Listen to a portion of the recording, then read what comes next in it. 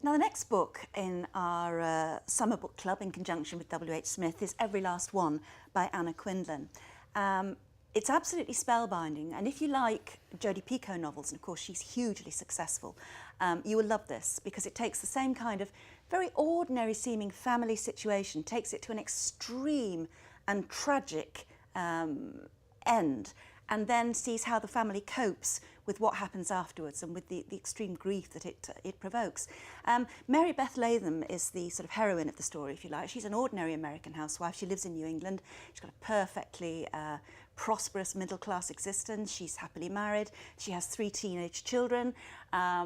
She thinks nothing happens in her life. She grumbles that it's so uneventful, that you know, her children she gets irritable with, they get irritable with her, as they all do. She gets irritable with her husband, he gets irritable back. But actually, nothing happens in her life until one night, one spectacular, horrible, fateful night, which changes her life forever and that of her family for very, very, very much the worse in a very, very violent scene.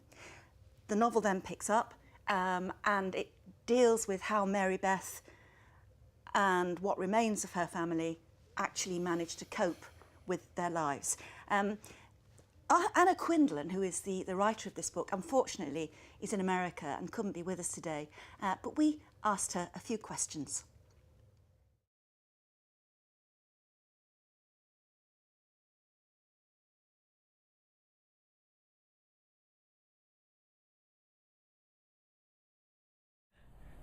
I'm a writer who sits down at the computer every day and is confident that she's going to have nothing to say, and if she does say it, she's not going to say it well. I have to say, I'm a little terrified of writing. I always come to a blank screen with trepidation. I hate writing, but I love having written, and I can't get one without the other.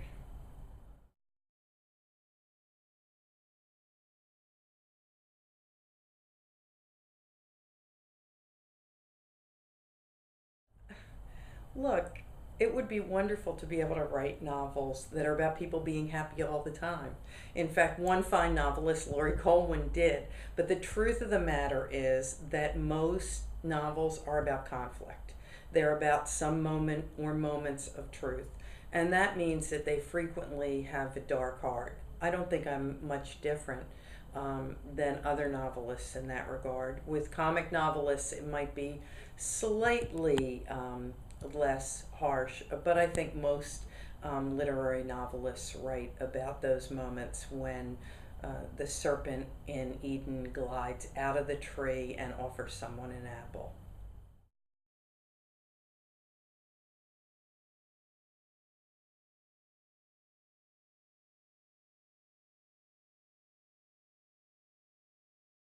This is my 6th novel, and I'm beginning to think I should lie about my process.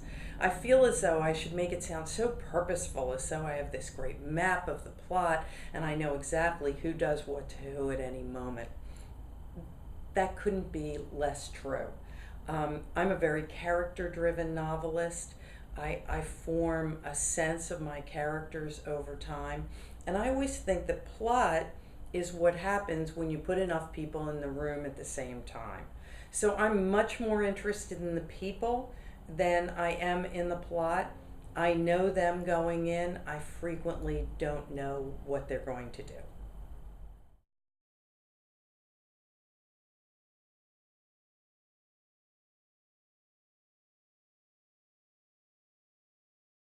I would describe myself as a reluctant writer. Sometimes people say, "What makes you write?" And I say contractual obligation, and I'm only half kidding. The truth of the matter is, this is what I know how to do, and so I keep on doing it. But there really is an element of fear there that never goes away. Not that you can't write, because I'm always pretty able to put myself in a chair and string together some nouns and verbs. I was a newspaper reporter for many years, and if you don't know how to do that, then you might as well get out of the business. But I think almost all writers fear that disconnect between the ideal that's in their mind and the real that's on the page. I'm pretty tormented by that.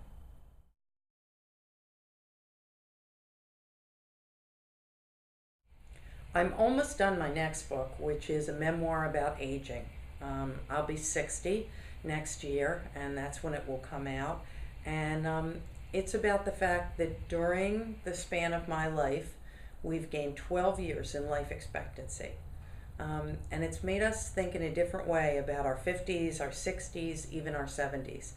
I'm going to explore all that in memoir form.